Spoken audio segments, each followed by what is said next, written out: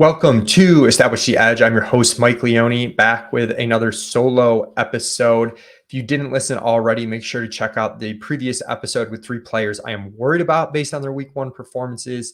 In this episode, I'm going to talk about 3 players I'm excited about, and I cheated a little bit. Kind of have 3 groups of players. I have some rookies that I really like, then one specific tight end that I like, and then a group of running backs whose usage that I thought was pretty fantasy friendly week 1. So cheating a little bit on the 3 players. It's more like you're getting 7 players for 3, if you will. But we at Established Run are generally pretty high on rookies not because of their hit rate, but if they do hit, they hit in a way where they really exceed their ADP a ton. And I do think that some of these rookies are going to flame out, not contribute much, but the ones that do hit are going to hit in a huge way. So we want to recognize that early and be quick to, either play them in DFS, even if the price tag seems elevated. We want to trade for them or pick them up off of waivers.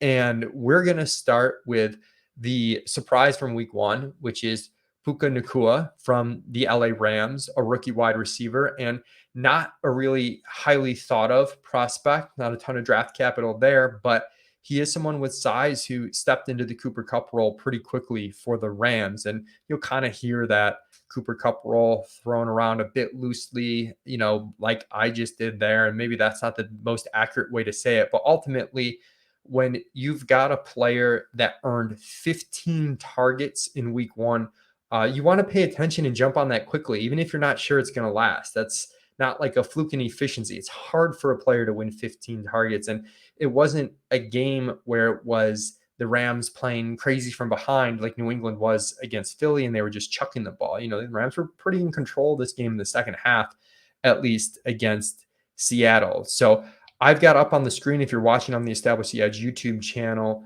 my expected points model from week 1, which just says how many points we generally expect a player to score based on the opportunities they receive. And Puka is number 2 on the week, tied with Stephon Diggs, just, behind Tyreek Hill, who was way ahead of everybody else. If we dig deeper how that was, I mentioned the 15 targets. In terms of air yards, he neared 150. So you're talking about an ADOT of a little bit under 10, which isn't huge, but there, sometimes air yards, I don't want to say they're overrated because they're really important, but having really catchable targets is great for PPR too. And that's what, Puka was doing. So good combination of things. Also earned a red zone target. And then just sort of on feel a little bit too, Matt Stafford looked healthy and dealing in that game. That is a great sign for the Rams in the past game. Van Jefferson continues to stink. That's a great sign.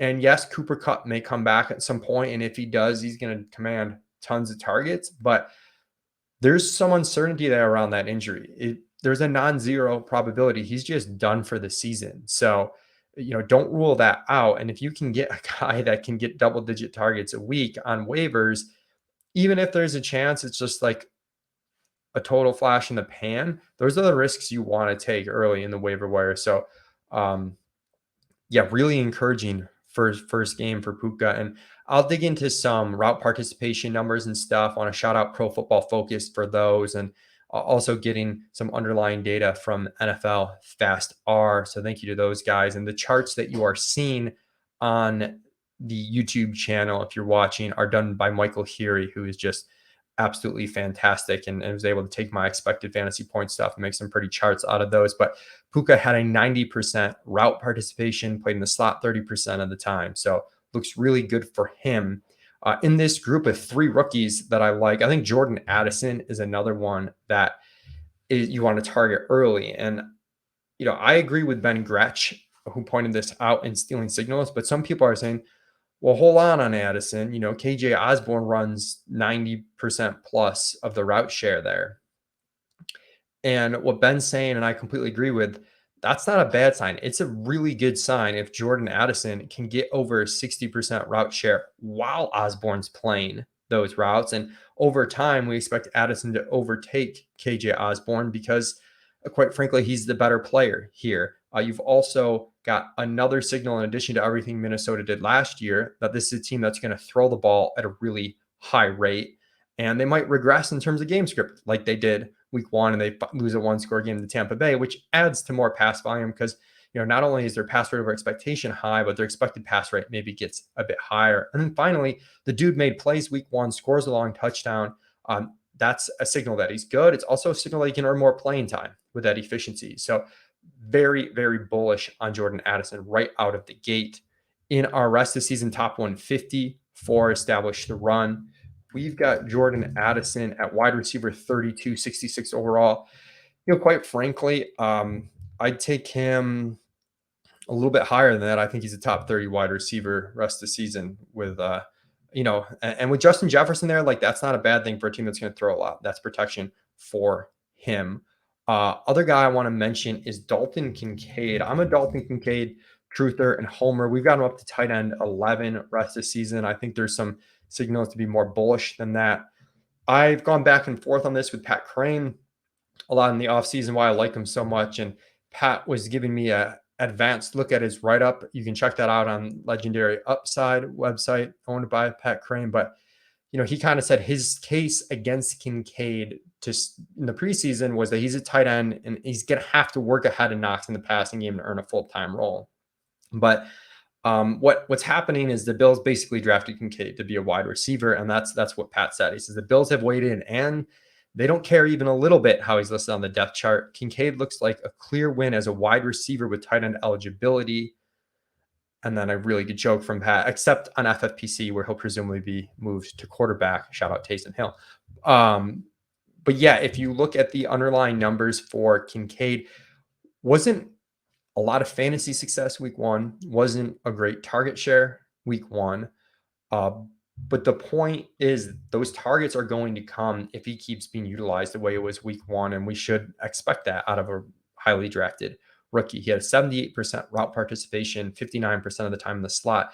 This is basically a slot wide receiver that you get to play at tight end. And we saw how terrible the tight end performances were over the course of week 1. So as Josh Allen has better games, the Bills offense scores a bit more. The upside for Kincaid's really pretty meaningful. And that you want to take swings at upside at a position that's going to fail so much. The upside is what you care about. So done with the rookie. So number 2 player I'm excited about. We'll stick with tight end. And I'm quick to move on tight ends again, because it's such a failure position. I'll take some risk here early on, but Durham Smythe doesn't crack our top 150, but I think maybe he should be. I'm excited about Durham Smythe. He was 4th in my expected fantasy points model for the first week with 13.1 expected PPR points, even though he only scored 7.4. If we look a little bit closer at how Smythe was able to do that, 7 targets, 59 air yards, 1 red zone target, and a 91% route participation.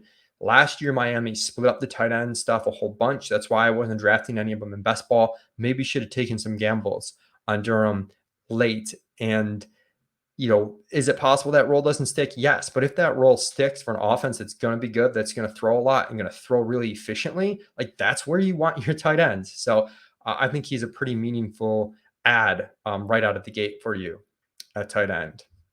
Now, my third player, once again, not really a player, but a group of players, is at the running back position.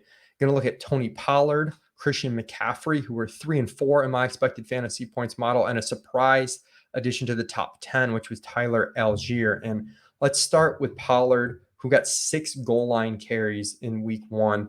That's what we wanted to see. We knew he'd take on a huge share of the workload with Zeke gone. The question was, do they still want to give those carries right at the goal line to someone else? We had that answered pretty clearly week 1 that they're going to give them to Tony Pollard. He scores 2 rushing touchdowns on short yardage plays. He's got the upside to score from distance as well. This is my bet to lead the NFL in touchdowns right now, is Tony Pollard. This is a really good team. He's a really good running back. He's getting the necessary usage. He's RB2 in my mind. Maybe RB3, just, we'll see what's going on with Eckler and his injury stuff. Eckler actually was tops in our expected fantasy point model, but I'm really into Pollard. Again, hard to move these guys up too much, but we've got him up to 6 overall at RB3, just behind Austin Eckler. And then you've got CMC, who in the expected points model was only 4th, but again, that doesn't take into account talent. Players like CMC are going to score more than expected because they're very talented.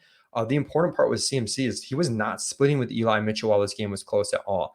Last season, CMC was the clear pass down back and then kind of split carries with Eli. And I sort of felt like they wanted to keep him fresh, and that's what they would do again this year. Doesn't look like it. Offense looks good. Purdy looks like, it's only 1 week, but he wasn't a fluke last year. And if that's the case, there's no better player than CMC over the last few years, as Sam Sherman put to me, the guy who does our waiver wire column at ETR, and we were talking in Slack. We see that split continue where it's all CMC in close games. He's going to be our number one player overall pretty soon, even ahead of those gaudy wide receivers and Justin Jefferson and Tyreek Hill up top. And then the final guy is Tyler Allgeier, who gets there in a few ways. He had 15 carries overall. Any amount of carries for Atlanta is good because they're a team that's going to run the ball very efficiently. And we saw that with Allgeier and his efficiency last season. So that'll continue. He got 4 goal line carries. Those didn't all just go to Bijan Robinson. So those are high value touches. He also snuck in 3 targets here. So, I don't think he's going to break fantasy or anything, but I do think it's extremely valuable to have, especially if you drafted these really wide receiver heavy teams, to have a back that has a combination of usability for you, standalone value. We call it. He can play and be inserted in your starting lineup each week.